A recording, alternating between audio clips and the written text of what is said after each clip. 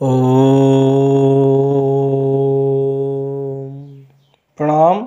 सप्रेम जय जीव दिव्य आत्मन।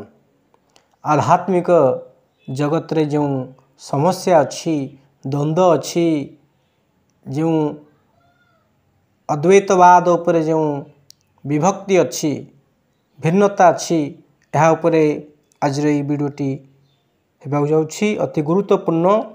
कारण जड़े आध्यात्मिक साधक तथा आध्यात्मिक ज्ञानी आत्मज्ञानी पक्षरे यह जानिबा निहाती जरूरी।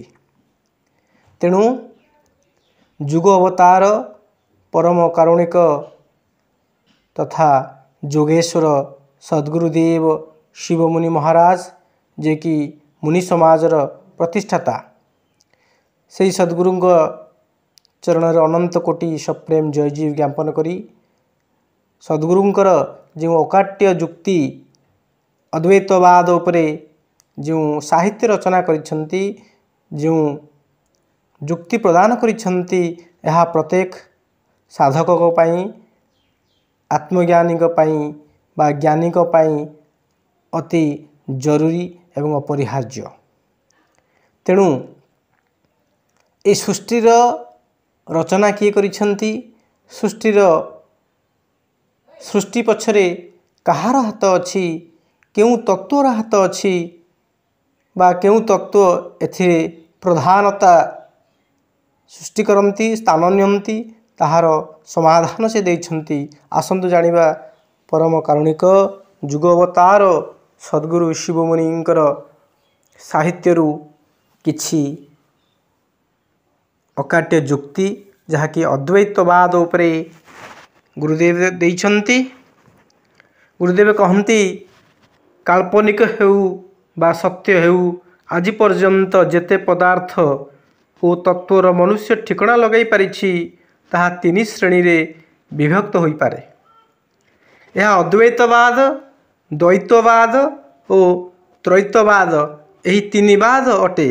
कहीं ना जेते तत्वर अस्तित्व विद्वान मान मानती से सबू यही तीन बाद मध्यरे आसी जाई थांती।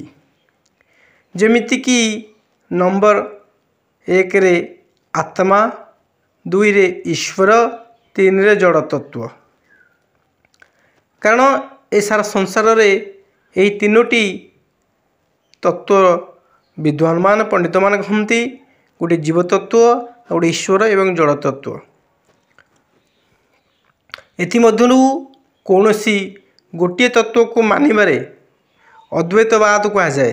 अर्थात एमानक भितरु आत्मा, ईश्वर, जड़ तत्व भितरु जहाँ को गोटे उपरे विश्वास करिबा जो प्रक्रिया, जो भावना को ताहाको अद्वैतवाद कहा जाए। एणु अद्वैतवाद मध्य तीनोटी श्रेणी आसीजिवो, जेमिति कि जीवाद्वैत, ईश्वराद्वैत एवं जड़ाद्वैत। तेणु आपणकर प्रथमे आसुछि ईश्वराद्वैत। ईश्वराद्वैत क्या कहती आसन जानिबा। से होचंदी जो लोक एक ईश्वर को छाड़ी अन्य दुईटी तत्व अर्थात आपणकर जड़ तत्व एवं जीव तत्वर वास्तविक और स्वतंत्र रूप से अस्तित्व मानते नहीं, सेमानंकर बाद मतवाद को ईश्वराद्वैत अटे। द्वितीय रे जड़ाद्वैत। जो लोक जड़ तत्व को छाड़ी आउ बाकी दुईटी को अर्थात जीव और ईश्वर को मानते नहीं, सेमानंकर बाद जड़ाद्वैतवाद अटे, जहाँकि रूस आदि पश्चिम देशर किछि फिलोसोफर एपरि मानती। तृतीय आसुचंती आपणकर जीवाद्वैतवाद। ये जीवाद्वैतवाद से जो लोक माने केवल जीव को, जीव तत्व को छाड़ी बाकी दुईटी जड़ तत्व एवं ईश्वर तत्व को मानते नहीं, सेमानंकर बाद को जीवाद्वैतवाद कहा जाए। जहाँकि प्राचीन कालर ब्रह्मज्ञानी ଓ ଉଚ୍ଚ ଶ୍ରେଣୀର ଯୋଗାଭ୍ୟାସୀ ମୁନିମାନେ ଏକମାତ୍ର ଜୀବ ଅର୍ଥାତ୍ ଆତ୍ମାର ବାସ୍ତବିକ ଅସ୍ତିତ୍ୱ ମାନୁଥିଲେ, ଅନ୍ୟ କାହାରି ନୁହେଁ। ଏହିଭଳି ଯେଉଁ ଲୋକ ଏକମାତ୍ର ଆତ୍ମାକୁ ଛାଡ଼ି ଅନ୍ୟ ଦୁଇଟି ଅର୍ଥାତ୍ ଈଶ୍ୱର ଜଡ଼ତତ୍ତ୍ୱକୁ କାଳ୍ପନିକ ମାନୁଥିଲେ, ସେମାନଙ୍କର ଅଦ୍ୱୈତବାଦକୁ ଜୀବାଦ୍ୱୈତବାଦ କହନ୍ତି। ତେଣୁ ଏହି ଜୀବାଦ୍ୱୈତବାଦ ଉପରେ କିଭଳି ଭାବରେ ଆମେମାନେ ଯୁକ୍ତି ଦ୍ୱାରା ଏହାକୁ ବୁଝିପାରିବା, ତାହାର ବ୍ୟବସ୍ଥା ସଦ୍ଗୁରୁଦେବ ଶ୍ରୀମୁନି ମହାରାଜ କରିଛନ୍ତି। କାରଣ ତମାମ ଆପଣଙ୍କର ଯେତେ ବେଦ ବେଦାନ୍ତ ଅଛନ୍ତି, ତେଣୁ ଉପନିଷଦ ଅଛନ୍ତି, ସେ ପ୍ରମାଣ କରନ୍ତି ଏ ଜୀବ ହିଁ ସୃଷ୍ଟିକର୍ତ୍ତା। ଜୀବ ବ୍ୟତିରେକେ ଆଉ କୌଣସି ତତ୍ତ୍ୱ ସୃଷ୍ଟିର ରଚୟିତା ହୋଇ ନପାରେ। ତେଣୁ ଏହି ବିଚାରବାନ ମୁନିଙ୍କର କହିବାର କଥା, ଏହି ଆତ୍ମାର ଅନ୍ୟ ନାମ ସବୁ ଈଶ୍ୱର, ରାମ, ଭଗବାନ, ବ୍ରହ୍ମ ଅଟେ। ଯେମିତିକି ଘରର ଅନ୍ୟ ନାମ ଗୃହ, କୁଟୀର ଇତ୍ୟାଦି। ଈଶ୍ୱରଙ୍କର ଅସ୍ତିତ୍ୱକୁ କୁଆଡ଼େ ଅଲଗା ନାହିଁ, କାରଣ ଏ ଆତ୍ମା ହିଁ ସେ ଈଶ୍ୱର ବା ସେ ଈଶ୍ୱର ହିଁ ଆତ୍ମା। ବ୍ରୁହି ବୃଦ୍ଧୌ ଧାତୁରୁ ବ୍ରହ୍ମ ଶବ୍ଦ ସୃଷ୍ଟି। ବ୍ରହ୍ମ ମାନେ ହିଁ ବଡ଼। ଯେମିତିକି ଲୋକ ଓ ବଡ଼ ଲୋକ ଉଭୟ ଲୋକ ଅଟନ୍ତି। ଲୋକ ଉନ୍ନତି କରି ବଡ଼ ଲୋକ କୁହାଯିବାର ଅଧିକାରୀ ହୋଇଯାଆନ୍ତି। ସେହିଭଳି ଆତ୍ମା ହିଁ ଯୋଗ ସାଧନ ଦ୍ୱାରା ଆତ୍ମଜ୍ଞାନ ପ୍ରାପ୍ତି କରି ପରମାତ୍ମା ବା ବ୍ରହ୍ମପଦକୁ ପ୍ରାପ୍ତ ହୁଅନ୍ତି ବା ନିଜର ସ୍ୱରୂପରେ ସ୍ଥିତ ହୁଅନ୍ତି। ତେଣୁ ମହର୍ଷି ପତଞ୍ଜଳି କହିଲେ, ପୁରୁଷ ବିଶେଷ ଈଶ୍ୱର। ଯଦିଚ ଜୀବ ମାତ୍ରେ ସମସ୍ତେ ଈଶ୍ୱର, କିନ୍ତୁ ଯିଏ ନିଜର ସ୍ୱରୂପ ଜ୍ଞାନରୁ ବଞ୍ଚିତ, ସ୍ୱରୂପ ଜ୍ଞାନ ପ୍ରତି ଅନଭିଜ୍ଞ, ସିଏ ଈଶ୍ୱର ହୋଇ ମଧ୍ୟ ଜୀବପଦବାଚ୍ୟ। ତେଣୁ ଯେଉଁ ବ୍ୟକ୍ତି ଯୋଗ ସାଧନ କରିବେ, ଆତ୍ମଜ୍ଞାନ ପ୍ରାପ୍ତି କରିବେ ଏବଂ ଅଭେଦ ଦର୍ଶନ ମାଧ୍ୟମରେ ସେ ବ୍ରହ୍ମଙ୍କର ଉପଲବ୍ଧି ନିଜର ସ୍ୱରୂପ ବ୍ୟତିରେକେ ଅନ୍ୟ ନୁହେଁ, ଯେତେବେଳେ ଏଥିରେ ସେ ଦୃଢ଼ତା ଆଣନ୍ତି, ନିଃସନ୍ଦେହରେ ଏହାକୁ ଅନୁଭବ କରନ୍ତି, ସେ ନିଶ୍ଚିତ ରୂପରେ ବ୍ରହ୍ମ ହୋଇଯାନ୍ତି। କାରଣ ବେଦ ଉପନିଷଦ କହନ୍ତି, ବ୍ରହ୍ମବିଦ୍ ବ୍ରହ୍ମୈବ ଭବତି। ବ୍ରହ୍ମକୁ ଯିଏ ଜାଣିଯାଏ ବା ବ୍ରହ୍ମକୁ ଜାଣି ସେ ବ୍ରହ୍ମ ହିଁ ହୋଇଯାଏ। ତ ଏଠି ପ୍ରଶ୍ନ ଆସୁଛି, ଯଦି ସିଏ ପ୍ରଥମରୁ ବ୍ରହ୍ମ ନଥିଲେ, ତାହେଲେ ଜାଣିଲା ପରେ କିପରି ବ୍ରହ୍ମ ହେବେ? ତେଣୁ ବାସ୍ତବରେ ଏ ଜୀବ ହିଁ ବ୍ରହ୍ମ, ଜୀବ ହିଁ ସୃଷ୍ଟିର ଆଧାର, ଜୀବ ହିଁ ସୃଷ୍ଟିର ବିନାଶକର୍ତ୍ତା। କିନ୍ତୁ ସେ ଜାଣତ ହେଉ କି ଅଜାଣତ ହେଉ, ସେ ହିଁ ବ୍ରହ୍ମ, ସୃଷ୍ଟିର ରଚୟିତା, ପ୍ରଧାନ ତତ୍ତ୍ୱ।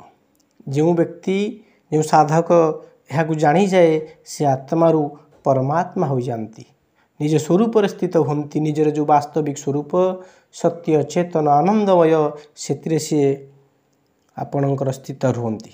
ତେଣୁ ଯୋଗସୂତ୍ର କହନ୍ତି, ଯୋଗ ଚିତ୍ତବୃତ୍ତି ନିରୋଧ ତଦାଦୃଷ୍ଟୁ ସ୍ୱରୂପେ ଅବସ୍ଥାନମ୍।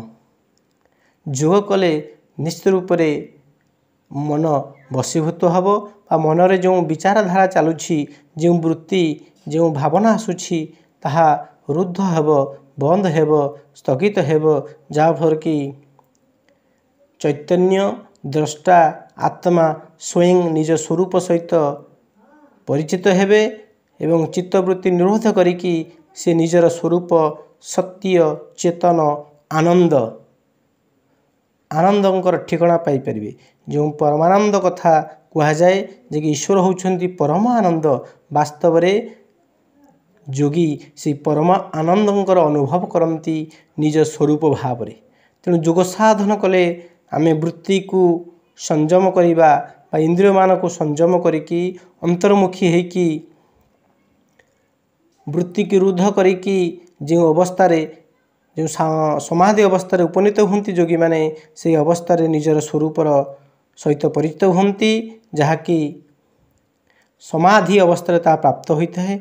कारण मनुष्यर 4 गोटी अवस्था थाए प्रायतः 3 गोटी अवस्था सहित प्रत्येक मनुष्य उणाधिक परिचित था किंतु चतुर्थ अवस्था जाकू तुरिया अवस्था कहती ताहार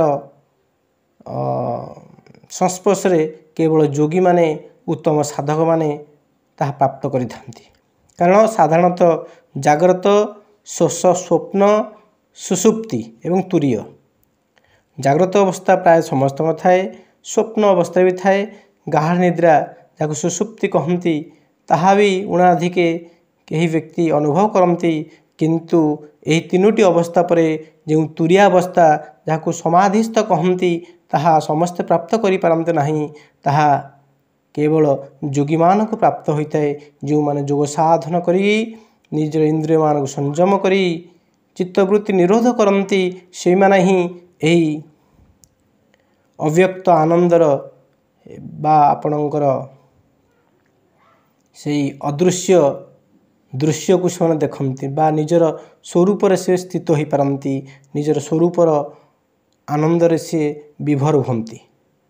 तेणु ये जो बाद आसला जीवाद्वैतवाद ये जीव ही प्रकृत समग्र जड़तत्वर सृष्टिकर्ता एवं जो ईश्वर कल्पना करा जाइछि ताहा केवल कल्पना जीवर कल्पना तार कौन वास्तविक अस्तित्व नहीं। से भाई भाव में जड़तत्वर भी अस्तित्व नहीं कारण जड़तत्व जाने नहीं से निजे जड़ जीव जाने से जड़ तेणु जड़तत्वर निजस्व किछि अस्तित्व नहीं। एक रे आपणकर जो काल्पनिक ईश्वर तांकर अस्तित्व नहीं और द्वितीय जड़तत्वर भी कौन अस्तित्व नहीं केवल एकमात्र जीव ही अस्तित्वर प्रमाण सी मु बोली आपणकर अस्तित्व सूचक बाणी व्यक्त करि थाए बा आपणकर से शब्द ब्रह्म कही थाए। तेणु एकमात्र जीव ही सत्य अटे। जीवर कल्पना होछि विभिन्न प्रकार ईश्वर देवी देवता भूत प्रेत गोटे जड़तत्व उपरे संपूर्ण पश्चिम पाश्चात्य देश माने ताहाकु ग्रहण करिकी तांको जीवन रे केबे भी शांति आनंद से माने पाई पारे नाहंती। एपटे जड़तत्व को अस्वीकार करी केवल काल्पनिक ईश्वर को विश्वास करी भारतवर्ष आज दुखी बा रोगग्रस्त बा अज्ञान जनित कष्ट रे कालातिपात करुछि। तेणु वास्तव में कौन सी देश प्रकृति सत्य को ग्रहण करूना। गोटे होती ईश्वराद्वैत एवं जड़ाद्वैत ये दुईटी बाद रे जो मैंने विश्वास करती जो जाति जो देश जो लोक विश्वास करती जीवन में केवे सुख शांति आसीपर ना। प्रकृति वास्तविक सुख शांति ठारू से माने बहुत दूर रे समाज रे शांति विश्वर मंगल विश्वर श्रृंखला केवे भी ताहा समाधित हेब नाही बा देखा मिल ना। जे पर्यंत ए मनुष्य जीवाद्वैतवाद उपरे विश्वास न करिछि यार प्रमाण न खोजिछि एवं प्रमाण पाइकी जे पर्यंत से शांत हो नहीं जे पर्यंत से जीवक ही सृष्टिर मूल तत्व बा रचनार कारण बोली जाने नहीं से पर्यंत सी ता जीवन रे आसुथिबा अनेक झड़झंझा दुख एवं काल्पनिक भयरु से केबे भी बंची पारिबो नाही। तेणु परम कारुणिक सद्गुरुदेव श्रीमुनि महाराज कहले ये जगत रे ये सृष्टि रे विश्व ब्रह्मांड रे जदि कहीं गोटे तत्व अच्छी श्रेष्ठ तत्व अच्छी से हूँ जीवाद्वैतवाद बा जीव तत्व। जीव ही शिव, जीव ही ए समग्र पृथ्वीर समग्र जल संसारर समग्र ब्रह्मांडर सृष्टिकर्ता। जीवर जो संकल्प शक्ति से संकल्प शक्ति रे समग्र विश्व सृष्टि होइछि। समष्टि आत्मांकर संकल्प सृष्टि शक्ति माध्यम रे विश्व ब्रह्मांड सृष्टि होइछि। जेपरिक जड़े व्यक्ति जिते निद्रा जाए एवं निद्रार स्वप्न देखे से स्वप्न भितर केते कौन सी सृष्टि कर दिए। आपणकर पहाड़ पर्वत गछ लता पशु पक्षी सबू सृष्टि कर दिए निजर स्वप्नर व्यक्तिगत स्वप्न भितर। वास्तव में स्वप्न रे देखुथिबा से सब दृश्य जड़ चेतन जहाँ भी देखती से स्वप्नकर्तार एक बहुरूप बा स्वप्नकर्ता निजे ही निजर कल्पना खुशी देखला भली। ठीक से भाई भाव ये जाग्रत संसार रे जेते जा आम देखुंती यह समग्र जीवसत्ता बा समस्त आत्मांकर एकीभूत समष्टिगत गोटे कल्पना गोटे बहुरूप कहले अत्युक्ति हेब नाही।